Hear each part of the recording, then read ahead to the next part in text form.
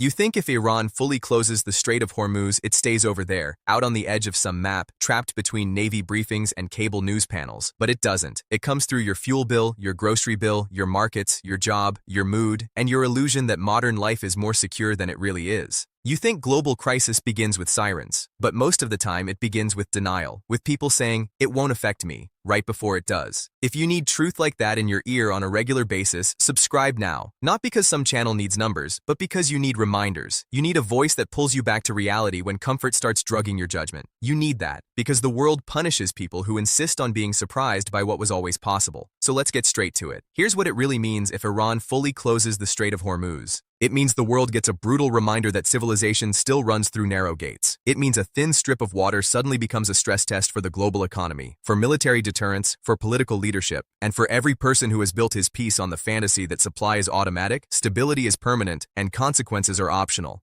That is the thesis. Not drama, not exaggeration, structure.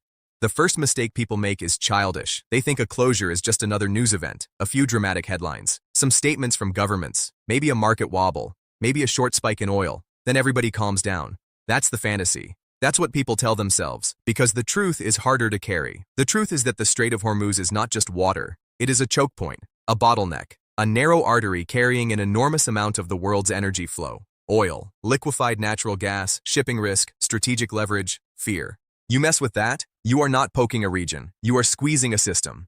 And that is what weak minds always fail to understand about power. Power is not always about who is biggest. Sometimes it is about who can touch the nerve. Sometimes it is about who can put a hand around the throat of a process the whole body depends on. That's called leverage. That's called asymmetry. That's called making the world pay attention without needing to outmatch the entire world in raw size. If Iran fully closes the strait, the first thing that happens is not philosophical. It is mechanical. Ships stop passing. Tankers hesitate or turn back. Naval alerts spike. Insurers panic. Freight costs jump. Energy traders start repricing risk in real time. Governments begin emergency consultations. Military assets reposition. Every market connected to fuel, shipping, production, and inflation starts asking the same question. How long will this last? Because that question decides everything. Hours matters. Days matters. Weeks matters. The length of disruption changes the entire meaning of the event. People hear closure and imagine a locked gate. But in the real world, closure can look like mines, missile threats, anti-ship harassment, drone danger, naval interception, swarming fast attack craft, cyber disruption, or simply enough credible risk that commercial traffic cannot operate normally. You don't need a giant steel door across the water. You just need danger high enough that normal commerce becomes irrational. That's called practical closure. That's called shutting the route without needing a perfect blockade. And if you still think that sounds distant, ask yourself a simple question. What do you think happens when a huge share of the world's seaborne oil flow suddenly faces interruption through one of the most important energy corridors on Earth? Do you think gas prices politely wait for your emotional readiness? Do you think inflation asks whether you've had enough lately? Do you think supply chains care about your plans? No. Reality moves first. Your feelings catch up later. The hard truth is this. If Iran fully closes the Strait of Hormuz, even temporarily, the world doesn't just face an energy issue. It faces a confidence issue. And confidence is everything. The modern economy does not run on products alone. It runs on assumptions. Assumptions that shipments will arrive. Assumptions that fuel will be available. Assumptions that contracts will still make sense next month. Assumptions that the cost base of business won't suddenly explode. Assumptions that governments still control escalation. Threaten those assumptions, and you don't just create expense. You create hesitation, delay, defensive behavior. That's called systemic stress. Now go deeper. Why would this happen? Root cause. Always go to root cause. Not slogans, not emotional theater, not cartoon versions of good guys and bad guys. Root cause. Iran does not sit next to the Strait of Hormuz by accident. Geography gave it proximity to one of the most important choke points on Earth. Geography gave it a pressure valve it can threaten when under extreme pressure. Add sanctions, regional rivalry, proxy conflict, military signaling, domestic political pressure, regime survival instincts, nationalist pride, deterrence games, and the constant temptation of states to prove they are not weak, and you have the formula. Too much strategic importance in too little space, surrounded by actors carrying too much history and too many incentives to posture. And that last word matters. Posture. Men destroy themselves with posture all the time. Nations do it too. Nobody wants to look weak. Nobody wants to absorb humiliation. Nobody wants to signal retreat. So they escalate in the name of deterrence and then act shocked when deterrence becomes collision. That's called ego dressed up as strategy. That's called miscalculation. That's called believing you can play chicken with a live power grid, and somehow only the other guy gets electrocuted. If Iran fully closes the strait, it is likely not because leaders woke up looking for abstract chaos. It would be because pressure reached a point where closure became a tool of coercion, retaliation, survival, or bargaining. Maybe to answer military strikes, maybe to impose costs on adversaries, maybe to restore deterrence after perceived humiliation, maybe to force negotiation under worse conditions for everyone. That's how this works. States under pressure do not always choose the wisest option. They choose the option that screams, "You will feel this." And closure of Hormuz is exactly that kind of message. Now understand the next layer. Closing the strait does not only target the United States or Gulf states or navies or oil companies. It hits importers across Asia. It rattles Europe. It punishes countries with no vote in the confrontation. It reaches deep into industries far removed from the Persian Gulf. Aviation, manufacturing, chemicals, shipping, agriculture, consumer goods, electricity markets, logistics. That is the cruelty of choke points. The trigger can be local, the cost is global. And you need to hear this with adult ears. The world is still far more dependent on energy flow than the average comfortable person wants to admit. You can chant transition all day. You can talk about renewables, electrification, innovation, and diversification. Fine. Some of that is real. Some resilience has improved. Good. But the current machine still runs on hydrocarbons at massive scale, and the timing of delivery still matters. The routing still matters. Spare capacity still matters. Refining constraints still matters. Shipping availability still matters. Liquefied natural gas still matters. The dream of a more resilient future does not cancel the vulnerability of the present. That's called reality. And reality does not negotiate with your preferred narrative. So what would it cost? Start with the obvious. Oil prices would likely surge. Fast. Maybe violently. The magnitude would depend on duration, the credibility of the closure, available inventory, alternative routes, strategic reserves, and military response. But the direction is obvious. Up. Insurance premiums for shipping through or near the region would spike. Freight costs would rise. Energy importers would scramble. Financial markets would reprice risk, especially in energy, transportation, manufacturing, and inflation-sensitive sectors. Central banks already tired from fighting price instability would suddenly have a fresh headache. Politicians would deliver the usual performance. Calm words outside. Emergency calls inside. Then the second-order effects begin.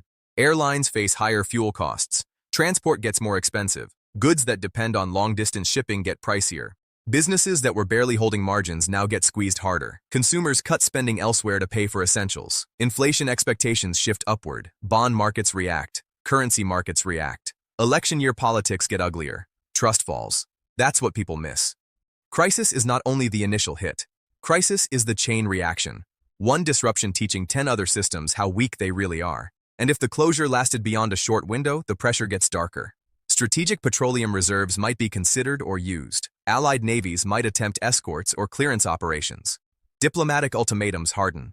Military confrontation becomes more likely because once a choke point is truly closed, major powers and energy-dependent states stop treating it like a rhetorical problem. It becomes an operational problem. That is where miscalculation gets expensive in blood, not just money, because this is the brutal truth. A full closure of Hormuz is not sustainable for the global economy, and that means it is also not something the most powerful actors in the system are likely to tolerate for long. Hear that clearly. A complete closure would not simply be accepted. It would invite intense diplomatic, economic, and possibly military efforts to reopen the route. That's what makes it so dangerous. Not just the closure itself, but the response it triggers.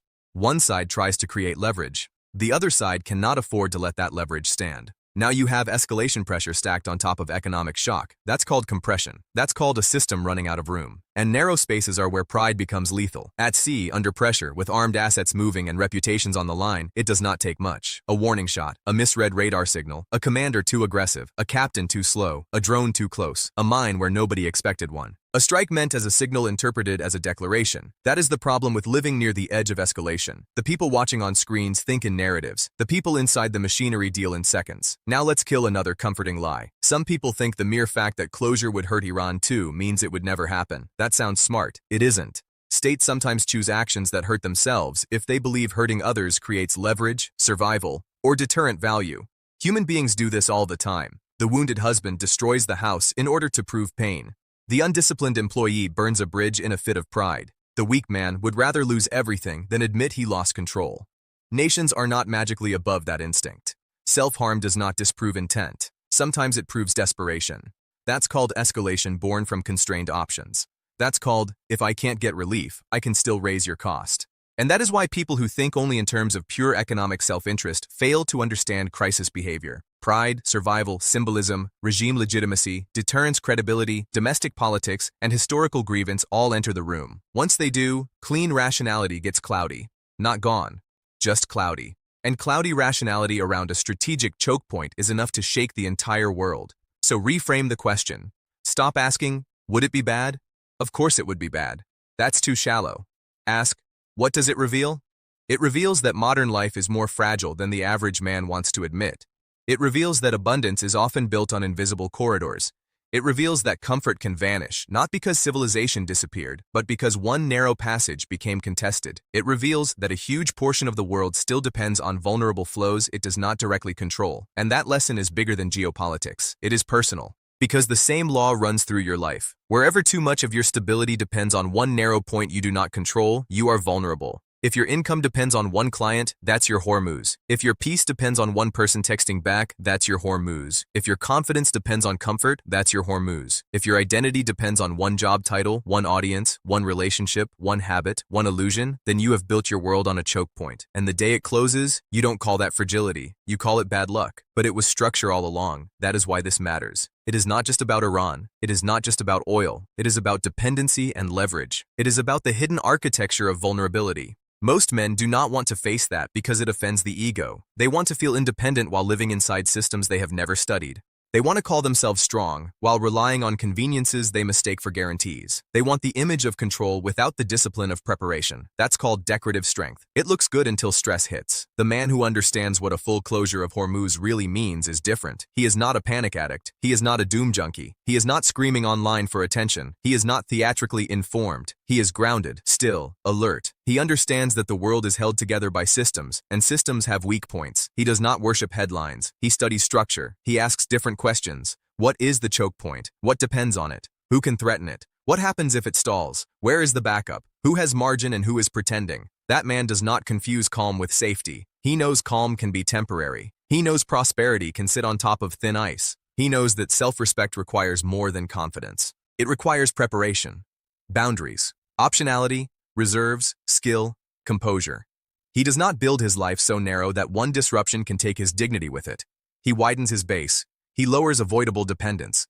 He keeps part of himself outside the chaos because he has trained himself not to hand his whole nervous system to forces he cannot control. Look at him closely. He pays attention without becoming hysterical. He stores cash because margin is masculine. He keeps his body trained because strength is a reserve. He diversifies his skills because dependence is dangerous. He watches energy, logistics, politics, and incentives because reality matters more than mood. He does not laugh at preparation just because preparation lacks glamour. He knows fragility loves glamour. Resilience usually looks boring until the day boring wins. He also has boundaries with information. He does not marinate in fear. He does not let 20 commentators rent space in his head. He seeks signal, not noise. Presence, not frenzy. Reality, not fantasy. That binary matters. Presence versus panic. Structure versus story. Discipline versus impulse. Men lose themselves because they do not guard that line. They consume emotional theater and call it awareness. No. Awareness makes you clearer. Theater makes you weaker. So what should you actually do with this? First, stop treating geopolitics like spectator sport. Stop reacting only to explosions and speeches. Start learning to identify choke points, dependencies, incentives, and second-order effects. Ask what this disrupts. Ask who pays. Ask how long it can last. Ask what reopening would require. That is adult thinking. Second, stop pretending your personal life is separate from structural reality. Energy prices hit households. Inflation reshapes behavior. Market shocks affect jobs and businesses. Supply chains affect everything from medicine to food to construction. You are not above systems. You are inside them. Accept that and you get wiser. Deny that and you stay a child in a man's body. Third, build margin, financial margin, emotional margin, strategic margin. If a spike in cost crushes you, your life is too tight. If one shock wipes out your peace, your inner architecture is too narrow. If one disruption forces you into panic, you waited too long to prepare. This is not about fear. This is about dignity. The man with margin carries himself differently because he is not constantly one surprise away from begging reality for mercy. Fourth, learn the sequence. Do this. Identify the choke point. Name the dependency. Measure the exposure. Reduce the reliance. Build the alternative. Repeat. Do this with money. Do this with work. Do this with habits. Do this with relationships. Do this with your mind.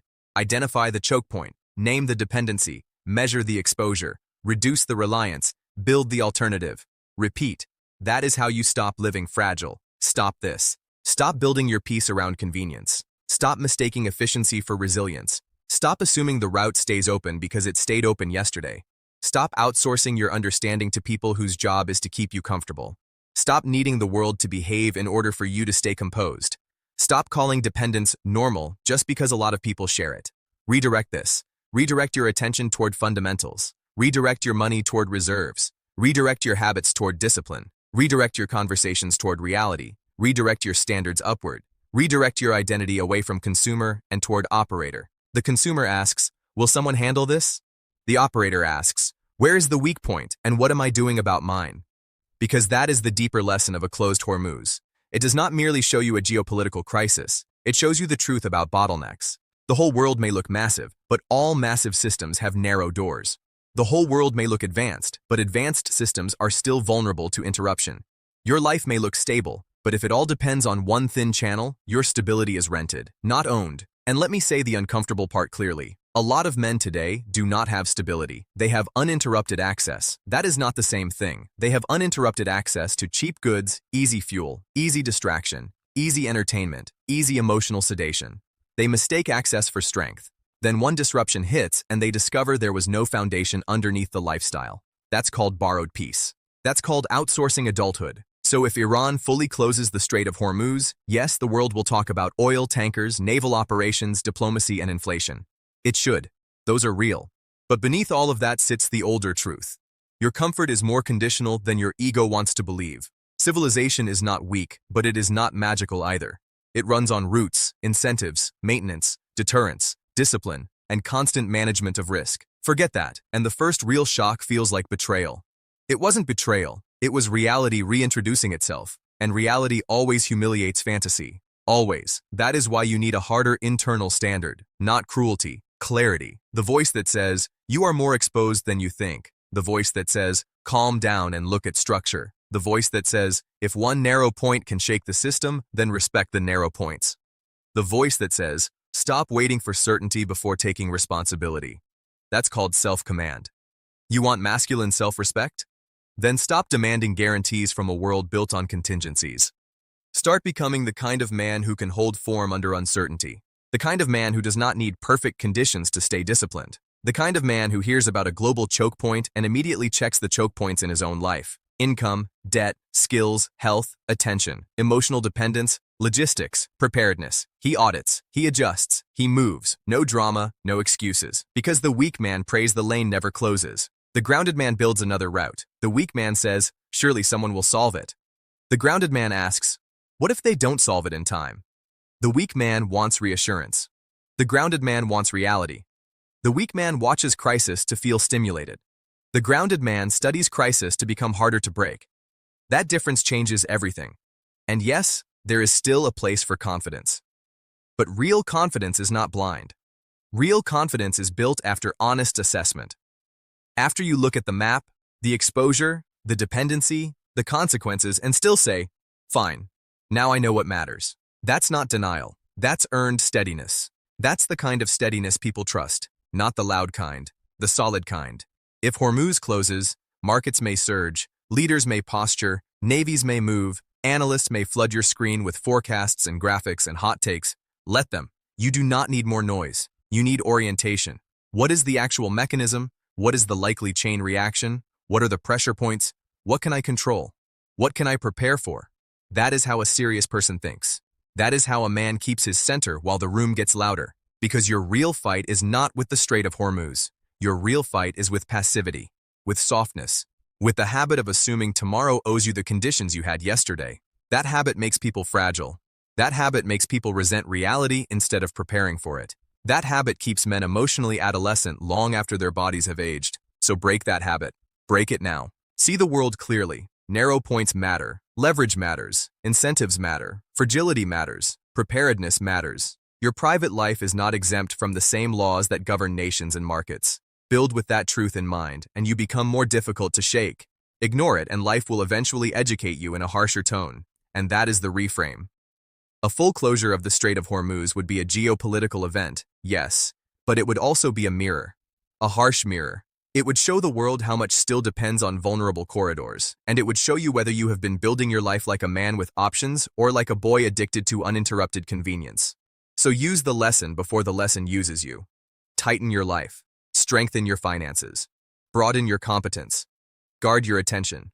Reduce avoidable dependence. Respect energy, logistics, and the hidden systems beneath your comfort. Study structure. Build margin. Stay calm. Move early. That is what self-respect looks like when it grows up. Because you are not powerless here. You may not command fleets. You may not move oil tankers. You may not negotiate ceasefires or reopen shipping lanes. Fine. But you can stop living as if fragility is somebody else's problem. You can stop building your identity on thin channels. You can stop waiting for a global headline to teach you a personal lesson you should have learned years ago. You are the answer, not because you control the world, but because you control whether you remain blind, passive, and overexposed. You control whether you keep drifting through comfort until one closed lane breaks your composure. You control whether you become a man who needs reassurance or a man who can face reality and reorganize. That is the reset. You are not here to be managed by events. You are here to become harder to destabilize by them. You are not here to worship smooth conditions. You are here to build a life that can hold shape when conditions turn. You are not here to beg reality for softness. You are here to meet reality with discipline. So if Iran fully closes the Strait of Hormuz, understand the big picture. Yes, understand the oil shock, the naval risk, the inflation pressure, the diplomatic crisis, the possibility of escalation. Yes, but do not stop there. Take the lesson inward. Where is your own strait? Where is the narrow passage that too much of your peace still runs through? Find it. Name it. Strengthen it or replace it. That is how you stop being fragile. That is how you stop being surprised. That is how you become dangerous to chaos, not by controlling chaos, but by refusing to be owned by it.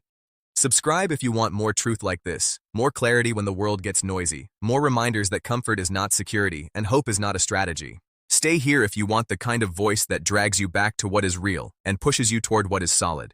You belong here if you are done with illusion, done with passivity, and ready to build yourself into someone who can hold the line when the narrow places of the world start closing.